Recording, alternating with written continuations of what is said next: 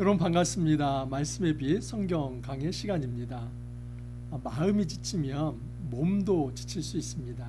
또 역으로 몸이 지치면 마음도 지칠 수 있습니다. 그래서 우리가 몸과 마음을 잘 관리할 필요가 있습니다. 몸과 마음을 좀 잘 관리해야만 우리가 활력 있게 정말 주님께서 저희들에게 맡겨주신 그 사명을 잘 이룰 수 있습니다. 여러분 몸도 지치지 마시고 또 마음도 지치지 마시고 늘 청년처럼 그 청년의 정신을 가지고 잘 이제 이겨내고 또 생활하실 수 있기를 바랍니다. 우리가 죽는 그날까지 이 청년 정신을 가질 수 있다면 얼마나 좋을까요? 사실 쉽지 않습니다. 이제 몸이 지쳐가면서 몸이 나이 들어가면서 마음도 사실은 이제 조금씩 더 이제 약해집니다. 어쩔 수 없는 일입니다. 하지만 여러분 마지막 죽는 그 순간까지 우리가 청년 정신을 유지할 수 있다면 그 사람은 참 행복한 사람이고 실제로 그것이 불가능한 것은 아닙니다. 어려운 일이겠지만 우리가 죽는 그 순간까지 이 청년 정신을 유지할 수 있습니다. 비록 우리의 몸은 육체는 후패해 갈지 모르지만 이 하나님 나라에 대한 비전은 더 확고해지고 그 하나님을 향한 열망과 신앙과 그리고 자손과 후배들에게 그 신앙을 전수하고자 하는 그 마음이 깊어진다면 마지막 죽는 그 순간까지 우리의 눈은 정말 맑을 것이며 그리고 하나님께서 우리의 마음을 보듬어 주시기 때문에 우리는 끝까지 청년 정신을 가지고 살아갈 수 있을 것입니다.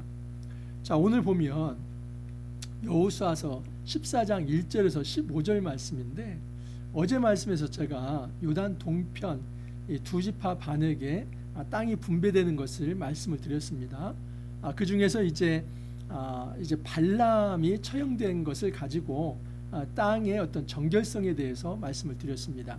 자, 오늘은 여러분 이 갈렙에 관한 이야기입니다. 이제 내일 이제 15장부터는 본격적으로 유다 지파에게 땅이 분배되고 그렇습니다. 이 여호수아 13장에서는 이제 요단 동편의 두 지파 반, 이제 루벤, 갓, 므낫세 반지파에게 땅이 분배되지 않았습니까?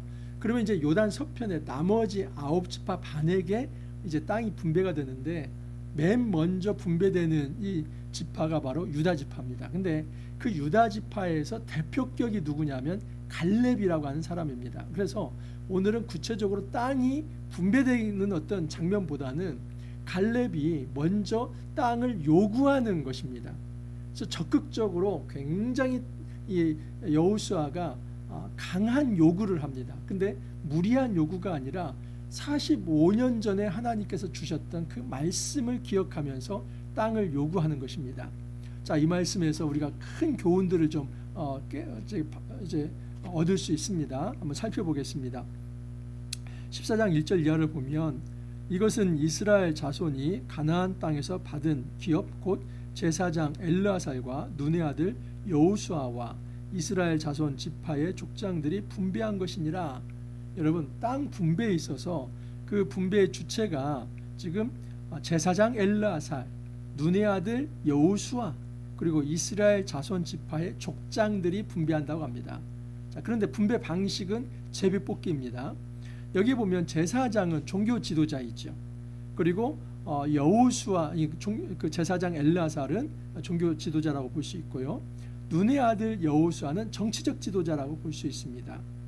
그리고 이스라엘 자손 지파의 족장들, 여러분 이스라엘은 왕정이 아니었습니다. 우리는 이 왕정으로 시작했다고 생각하는데 그게 아니라 12지파 연맹, 이 동맹 체제입니다. 그래서 각 지파가 어떻게 보면은 독립적인 어떤 이 족장들의 그 지파의 족장들의 지도력 아래에서 생활을 합니다. 그래서 12지파가 이제 굉장히 동등한 입장에서 서로 동맹 체제입니다. 그래서 어떤 한 왕을 중심으로 뭉쳐진 게 아니라 연합체, 동맹체라고 볼 수 있죠. 그렇기 때문에 이 각 지파의 족장 대표들이 참석하는 것은 굉장히 중요합니다. 자, 그러면 지금 땅 분배의 주체가 종교 지도자, 정치 지도자, 그리고 각 이제 지파의 어떤 족장들, 그러니까 이 사람들이 땅을 분배한다고 생각할 수 있는데 사실은 그것이 아니라 이 사람들은 제비뽑기의 증인들입니다. 제비뽑기가 뭡니까? 이제 예를 들어서 이런 겁니다. 뭐 이제 어떤 함에다가 1부터 10위까지 돌을 이제 써 가지고 넣는 것이죠. 그래서 1번 뽑은 사람은 뭐 여기 이만큼의 땅, 2번 뽑은 사람은 여기 이만큼의 땅, 이런 식인 거죠. 이게 제비뽑기입니다. 오늘날 우리 제비뽑기는 그냥 운에 맡기는 것으로 생각합니다. 마치 복권 당첨 뭐 되는 것 같이 아주 운 좋은 사람, 재수 좋은 사람이 좋은 땅 차지한다 생각할 수 있습니다. 하지만 여러분, 이 고대에 특별히 이스라엘에서 제비뽑기라고 하는 것은 하나님의 뜻입니다. 그러니까 인간이 제비를 뽑지만 하나님께서 그렇게 뽑게 하시는 겁니다. 그래서 하나님의 뜻이 담겨 있는 게 제비뽑기입니다. 그렇다면 땅을 진짜 주는 주체, 이 공급자는 하나님입니다. 그리고 아까 제가 말씀드린 인간적인 어떤 주체들, 종교 지도자, 또 정치 지도자, 또 각 족장들, 이 사람들은 참관인이고 증인들이라고 볼 수 있습니다. 이 제비뽑기 과정에서 어떤 불의가 없다는 것. 그러니까 여러분, 여기에 불만이 있을 수 있습니까? 없습니까? 없지요. 사실 땅 문제만큼은 굉장히 이거 민감한 문제입니다. 어떤 산악지를 받는다든지 평야지를 받는다든지, 누가 산악지 받고 싶겠습니까? 다 평야지 받고 싶죠. 그래서 좋은 땅에 대한 욕심이 있기 때문에 네가 받은 것보다 내가 받은 땅이 좀 더 안 좋은데 이거 너 욕심낸 거 아니야? 뭐 이렇게 땅을 가지고 분쟁이 일어날 수 있는데, 제비뽑기는 그런 분쟁을 완전히 제거해 버리는 것이죠. 왜요? 하나님께서 선택해서 하나님께서 공급한다는 뜻이 담겨 있기 때문입니다. 여호와께서 모세에게 명령하신 대로 그들의 기업을 제비 뽑아 9지파와 반지파에게 주었으니, 그럽니다. 자, 그런데 레위 지파에게는 이제 땅이 없다는 것을 또 반복합니다. 그러니까 요단 동편에서도 이 2지파 반을 이제 그 땅 분배를 할 때 레위 지파 사람들에게는 땅이 분배되지 않는다. 왜? 하나님이 그들의 기업이 되시기 때문에. 근데 요단 서편에서도 마찬가지입니다. 레위 자손에게는 그들 가운데서 기업을 주지 아니하셨으니 레위 사람에게 아무 분깃도 주지 아니하고 다만 거주할 성읍들과 가축과 재산을 위한 목초지만 주었으니. 여러분, 그래서 레위 자손은 48성읍에 흩어져 삽니다. 그러니까 한 지파에 4개 성읍 정도는 주는 겁니다. 근데 여러분, 이 성읍은 결코 땅이 아닙니다. 그리고 이 목초지 역시도 어떤 그들이 경작하는 어떤 땅이 아니라 최소한의 생계 유지를 위한 생계의 어떤 바탕을 이제 공급해 주는 식입니다. 그래서 이건 레위 사람들의 어떤 땅이 아니라 그 지파가 선처를 베푸는 것이죠. 그래서 이 레위 지파는 48성읍, 그러니까 12지파에 흩어져 버리는 것이죠. 궁극적으로 하나님이 이 레위 지파의 참된 기업 유산이십니다. 하나님은 어떻게 그러면 그들을 채우시는가? 바로 일반 백성들의 십시일반, 그 11조를 통해서 레위 사람들이 공개함을 받게 하는 것입니다. 이런 방식입니다. 나머지 지파에게는 땅을 주고 그 소산물 중에 10의 1을 레위 지파에게 줌으로써 레위 지파는 그것으로 땅이 없음에도 불구하고 생활을 해나갈 수 있도록 만드신 겁니다. 그러면 레위 사람들은 이렇게 땅이 없는데 무슨 일을 하는가? 그냥 뭐 배짱이처럼 놀고 먹고 그러는가? 그렇지 않습니다. 이 레위 사람들은 땅을 일구는 게 그들의 사명이 아니라 하나님 앞에서 제사를 드리는데, 그 제사를 집무하는데 보조하는 역할. 그리고 각 지방이 흩어졌을 때는 나중에, 특히 여러분 이제 후기로 갈수록 레위인들이 굉장히 중요합니다. 포로에서 돌아왔을 때 그 주축이 다 레위인입니다. 이들이 하는 것은 무엇이냐면 토라를 가르치는 일입니다. 그래서 어떤 마을, 어떤 곳에 가서라도 토라를 가르치는 일이 레위인들에게 있습니다. 그래서 어제도 말씀을 드렸듯이 이 레위인들은 영적 신경망이다라고 볼 수 있습니다. 자, 이렇게 하나님께서 큰 그림을 그려주시고, 자, 이제는 이 갈렙이 여호수아에게 땅을 구하는 어떤 그런 요구 장면입니다. 그때 유다 자손이 길갈에 있는 여호수아에게 나오고 그니스 사람 여분네 아들 갈렙이 여호수아에게 말하되 여호와께서 가데스 바네아에서 나와 당신에게 대하여 하나님의 사람 모세에게 이르신 일을 당신이 아시는 바라. 여러분, 이 갈렙이라고 하는 사람의 출신이 그니스 사람이라고 합니다. 또는 그나스, 똑같습니다. 그나스 사람, 그니스 사람. 근데 이 그나스는 사실은 그 에돔 족속입니다. 그러니까 지금 이 갈렙이라고 하는 사람이 원래 유다 지파의 그냥 어떤 아주 그 원래 혈통이 아니라 이방의 에돔 족속으로서 이스라엘에 따라 들어왔는데, 그곳에서 그 성실함으로 인해서 유다 지파 일원이 된 것입니다. 특별히 여러분, 45년 전 가데스 바네아 사건이 뭡니까? 이 가데스 바네아는 가나안 남쪽입니다. 최남단입니다. 그곳에서 지금 출애굽하고 그리고 이제 가나안으로 올라가기 전에 모세가 12정탐꾼을 파송했던 곳이 이 가데스 바네아입니다. 그 중에 이 12정탐꾼 중에 지금 유다를 대표하는 사람이 바로 갈렙입니다. 이 여호수아는 에브라임을 대표하죠. 이처럼 여러분, 이 갈렙과 여호수아는 이 45년 전부터 함께했던 이 동역자의 관계이기도 합니다. 여호수아는 이스라엘을 대표하는 지도자이고, 갈렙은 이제 그 중에 유다 족속을 유다 지파를 이끌어왔던 지도자입니다. 그런데 같은 어떤 이제 그 어떤 12정탐꾼 중에 한 사람이었기 때문에 어찌 보면은 친구일 수도 있고 동역자일 수도 있는데, 철저하게 갈렙은 여호수아의 권위를 존중하면서 모세가 나에게 하셨던 그 말씀 당신도 기억하지 않습니까? 그 말씀대로 나에게 이 헤브론 땅을 이제 허락해 주십시오. 그 간구를 하고 있는 것입니다. 여러분, 가데스 바네아 사건 어떤 사건입니까? 12정탐꾼을 파송했는데 이 각 그 정탐꾼은 각 지파 12지파를 각각 대표를 하는 겁니다. 그런데 10지파를 대표한 이 사람들이 그 땅은 참 좋습니다. 하지만 그 아낙 자손에 비하면 우리는 메뚜기와 같아서 죽을 수밖에 없습니다. 너무나 젖과 꿀이 흐르는 좋은 땅이지만 이 땅을 차지할 수는 없습니다. 여기까지 우리를 인도한 것은 우리를 죽게 만들려고 한 것입니다. 이 악한 평가를 했습니다. 그러니까 나머지 두 사람, 바로 이 동역자 갈렙과 여호수아는 아니다. 그 땅도 좋고 하나님의 언약도 신실하기에 우리가 그 땅에 들어가면 차지할 수 있다. 그런데 여러분, 누가 이깁니까? 이 10지파의 목소리가 더 이기죠. 그래서 이 모세를 이제 모함하면서 네가 나쁜 지도자라고 하면서 우리를 죽이려고 이 애굽에서 여기까지 데리고 왔다고 하면서 돌로 치려고 하고 다른 지도자를 세워서 다시 애굽으로 돌아가려는 운동을 일으키려고 했던 것이 바로 가데스 바네아 사건입니다. 하나님은 이 사건을 통해서 이제 20세 이상의 싸움에 나갈 만한 모든 남성을 그 광야에서 죽게 만듭니다. 근데 그 중에 살아남은 사람이 누구일까요? 바로 갈렙과 여호수아 두 사람이 살아남는 것이죠. 여러분, 갈렙이 40세에 이 가데스 바네아에서 부름을 받았는데 이제 광야 생활이 대개 38년입니다. 왜냐하면 그 가데스 바네아까지 간 시간이 거의 2년 이제째 되는 그 해이기 때문입니다.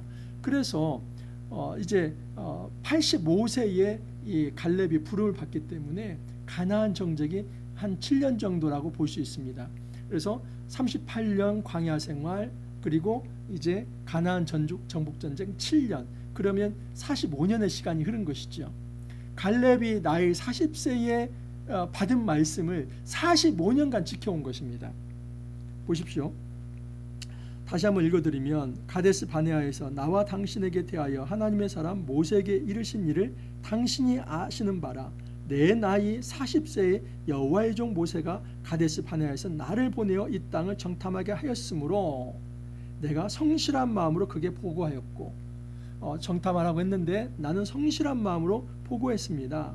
나와 함께 올라갔던 내 형제들은 백성의 간담을 높게 하였으나, 아까 말씀드렸죠, 10지파를 대표한 사람들은 악평을 해서 오히려 이스라엘 백성의 마음을 높게 했습니다. 나는 내 하나님 여호와께 충성하였으므로 그날에 모세가 맹세하여 이르되 네가 내 하나님 여호와께 충성하였으므로 내 발로 밟는 땅은 영원히 너와 내 자손의 기업이 되리라. 이게 여러분 약속의 말씀이 있습니다. 민수기 14장 24절을 보면 이런 말씀이 있습니다. 민수기 14장 24절을 보면 그러나 내 종 갈렙은 그 마음이 그들과 달라서 나를 온전히 따랐은즉 그가 갔던 땅으로 내가 그를 인도하여 드리니 그의 자손이 그 땅을 차지하리라. 그 땅이 어디입니까? 바로 헤브론입니다. 아낙 자손이 있는 그 헤브론, 그곳을 탐지했고 하나님께서 발로 밟은 그 땅을 이제 갈렙에게 주겠다 하는 것을 이미 45년 전에 하나님께서 모세를 통해서 약속을 한 겁니다. 그러므로 갈렙이 무리한 요구를 하는 게 아닙니다. 여러분, 갈렙은 철저히 45년 전에 받았던 그 말씀의 비전을 품고 저에게 45년 전에 주신다고 말씀하신 땅, 저 여전히 기억하고 있습니다. 그 땅을 주십시오. 그렇게 간구하는 것입니다. 자, 그런데 여러분, 정말 이게 일단은 전 두 가지가 놀랍습니다. 하나는 45년 동안 이 비전을 가슴에 품고 살았다는 것. 그러니까 지금 보십시오. 10절을 보면 이제 보소서 여호와께서 이 말씀을 모세에게 이르신 때로부터 이스라엘이 광야에서 방황한 이 45년 동안을 여호와께서 말씀하신 대로 나를 생존하게 하셨나이다. 이 45년은 광야 38년과 이제 가나안 정복 7년을 합쳐진 때라고 볼 수 있습니다. 오늘 내가 85세로 돼. 그러니까 40세의 부름을 받아서 85세가 될 때까지 45년 동안 단 하루도 이 약속의 비전을 잊어버린 적이 없습니다.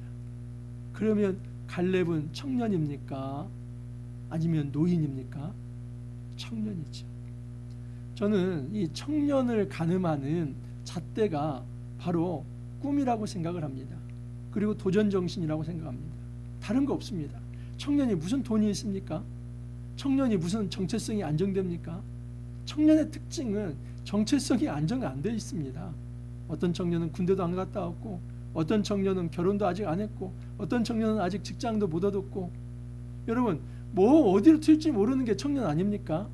근데 청년에게 있어서 가장 중요한 특징 하나가 있는데 그것은 꿈입니다. 바라보는 꿈, 비전. 이것이 있으면 청년입니다. 또한 그 꿈을 향해서 도전하는 정신, 이 도전 정신. 나중에 다 나이가 들면 이제 보수화되고 그리고 어느 정도 안주하려고 하지 그 꿈을 가지고 도전하려고 하지는 않지요.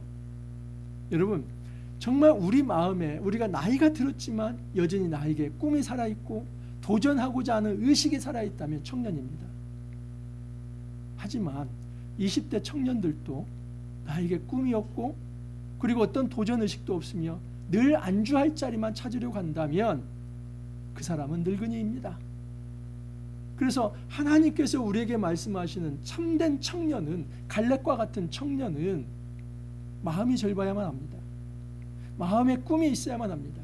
하나님이 부여하신 그 복된 꿈을 꿔야 하고 또 하나님의 능력을 의지하면서 도전하는 이 도전 정신, 청년 정신이 있어야 참된 청년이라고 말할 수 있습니다. 제가 놀라면 또 하나는 이 45년 동안 이 말씀을 기억했다는 거 하나하고 또 하나는 사실 헤브론은 지금 미정복지입니다. 왜 미정복이 되었겠습니까? 아낙 자손이 다스리고 있지 않습니까? 자, 한번 보시면 민수기 13장 33절에 이런 말씀이 있습니다. 13장 33절에 보면 거기서 네피림 후손인 아낙 자손의 거인들을 보았나니 우리는 스스로 보기에도 메뚜기 같으니 그들이 보기에도 그와 같았을 것이니라. 45년 전 이야기입니다. 여러분, 45년이 흘렀어도 네피림의 후손 이 아낙 자손 거인족은 여전히 버티고 있습니다. 그렇기 때문에 그 땅이 점령이 안 된 것이죠. 이 네피림 후손은 창세기 6장 4절에 보면 고대 용사입니다. 이제 하나님의 아들들이 사람의 딸들과 결혼해서 낳은 이제 아주 고대 용사, 힘 있는 이 용사들이 바로 네피림입니다. 그런데 굉장히 좀 긍정적으로 묘사가 되지 않습니다. 그래서 네피림의 후손인 그 아낙 자손, 나중에 여러분이 골리앗 같은 경우도 아낙 자손의 후예입니다.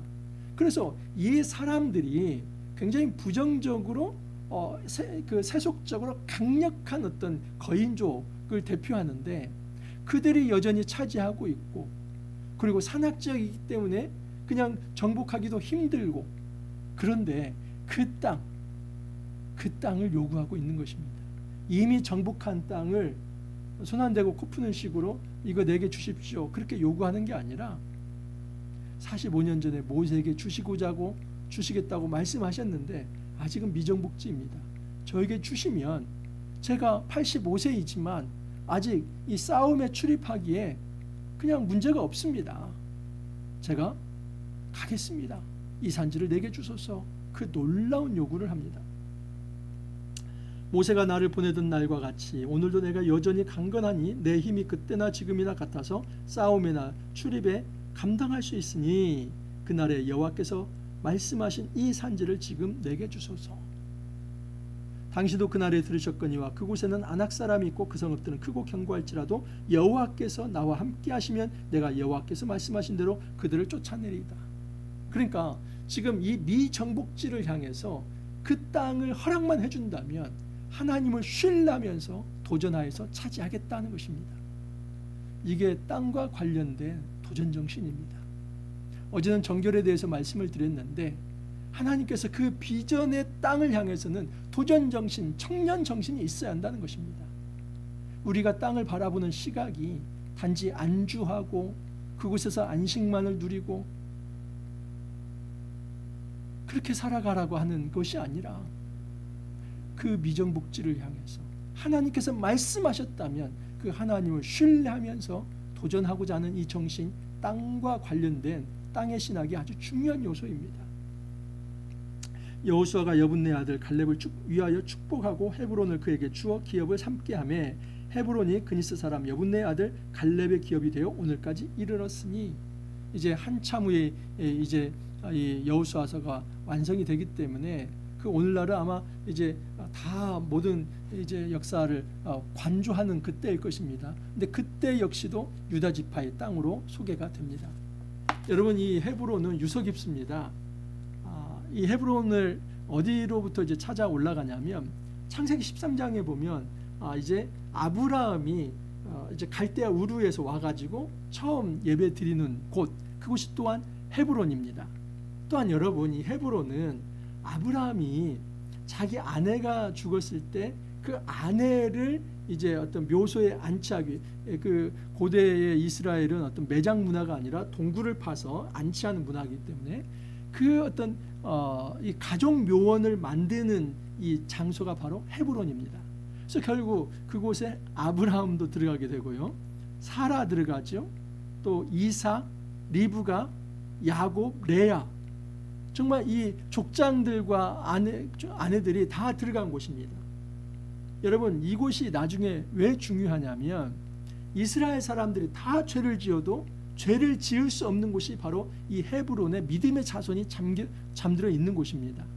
그래서 400년 동안 이스라엘 백성은 이제 애굽에 있었지만은 그들이 다시 올 때에 그 땅에 대한 주권 주장을 할 수 있는 것이 바로 이 헤브론의 그 사라의 묘지입니다. 그곳에 아브라함, 사라, 그리고 이삭, 리브가, 야곱과 레아가 묻혀 있는 이곳에 이 하나님의 약속이 담겨 있다는 것이죠. 그래서 아브라함은 그 약속을 바라보면서 그 헤브론 땅에 이제 조상의 묘원을 만든 겁니다. 너희들이 400년 동안 이제 이제 노예 생활을 하며 고생을 할 것이지만 비전을 가져라. 반드시 돌아올 것이고 이 땅으로 하나님이 인도하실 것이다. 그 현장이 바로 헤브론입니다. 또한 여러분 헤브론은 다윗이 왕으로 옹립되는 곳입니다. 그래서 다윗이 7년 6개월을 통치한 곳이 헤브론입니다. 그러니까 유다 지파의 중심이 되는데 이 만약에 갈렙이 그 땅을 차지하지 않았다면 어떻게 유다 지파의 중심이 될 수 있겠습니까? 그래서 이 헤브론을 바탕으로 해서 처음에는 유다 왕으로 시작하지만 통일 왕국을 이제 예루살렘에서 이제 시작을 하게 되는 것이지요. 참으로 차지하기 부담스러운 땅. 하지만 그곳은 다윗 왕국이 출범을 하게 되는 이 다윗 왕이 왕으로 세워질 만한 그런 땅. 또한 이 어떤 가족 그 어떤 조상의 그 어떤 믿음의 조상이 다 그 안치된 그런 믿음의 어떤 산실과 같은 곳이 바로 헤브론입니다. 그 유서 깊은 곳에 갈렙이 도전을 한 것이고 비록 정말 차지하기 어려운 땅이지만 몰아내고 그 땅을 차지하게 됩니다. 여러분, 우리가 청년 정신을 갖기를 바랍니다. 저 역시도 이제 사실 지방에 살다가 40세에 서울로 올라오게 됩니다. 40년간 이제 살던 곳을 이제 그 모든 것을 다 내려놓고 올라오는 건 쉽지 않았습니다. 그래서 지금 15년의 시간이 이제 흘렀는데, 여러분, 뭔가 새로운 거처를 향해서 나아갈 때 참 두렵고 막막하죠. 또 성소윤을 이제 퇴직하고 이제 에스라 성경대학원에서 공부하면서 동시에 9년 전에 이곳에 또 개척까지 했습니다. 저 역시도 이제 순간순간 옮겨가는 그 일들이 쉽지 않습니다. 저에게 산지입니다. 이만철 목사에게 산지가 뭐겠습니까? 저에게 산지는 바로 이 말씀의 빛 교회이고, 말씀의 빛 교회를 하나님 나라의 비전에 맞게 잘 세워가는 일이고, 말씀의 빛 교회를 통해서 이 서울과 또 이 한국 교회에 정말 제가 말씀으로 섬길 수 있는 일들을 더 찾아보는 것들, 이것이 바로 저에게 주신 비전들이지요. 그래서 저에게도 이 산지가 있습니다. 이 말씀의 빛 교회를 개척하게 하셨을 때 하나님께서 이루시고자 하는 그 놀라운 부분이 있을 거라 생각을 합니다. 비록 안학자손이 버티는 정말 쉽지 않은 싸움을 해야만 하는 그 거인족이 버티는 곳이지만 저는 도전할 것입니다. 죽는 날까지, 은퇴할 때까지 정말 최선을 다할 것입니다. 우리 모두가 청년이 되기를 바랍니다. 더 이상 그냥 뒤로 물러나서 함부로 안주하지 않기를 바랍니다. 나이는 들지만 우리가 꿈을 잃지 말기를 바라고, 그 꿈을 향해서 참된 하나님 나라의 어떤 도전 정신을 가지고 하나님께서 함께 하실 때 차지할 수 있다는 그 확신과 믿음을 가지고 이 산지를 내게 주소서 하는 그 구호를 외치면서 우리 함께 나아갈 수 있기를 간절히 소망합니다. 기도합니다. 주님, 감사합니다. 저희들을 영적인 청년으로 불러주시니 감사합니다. 함부로 우리가 안주하지 않게 하여 주옵소서. 우리가 너무나 쉽게 늙은이가 되지 않게 하옵소서. 우리가 나이가 많이 들고 정말 몸은 후패해 가지만 우리의 영은 살아 꿈틀거리며 꿈이 있고 또 도전하는 정신, 청년 정신이 있어서 우리가 죽는 그 순간까지 갈렙과 같은 청년으로 살아갈 수 있도록 은혜 더하여 주옵소서. 2025년 저희들에게 허락된 이 산지가 무엇입니까? 안학자손이 버티고 있는 듯한 그 산지를 향해서 우리도 외치게 하여 주옵소서. 이 산지를 내게 주옵소서. 주님, 저희들에게 허락된 이 산지를 주님께서 허락하여 주옵소서. 우리가 믿음으로 부딪히고 싸울 때에 하나님께서 승리로 선물하여 주시기를 주여 간절히 원합니다. 감사하고 예수님 이름으로 기도하옵나이다. 아멘. 정말 이 말씀 매번 묵상할 때마다 다시 힘을 내게 됩니다. 우리 모두 함께 힘을 내고 오늘 하루 또 여러분 화이팅 하시고 내일 찾아뵙도록 하겠습니다.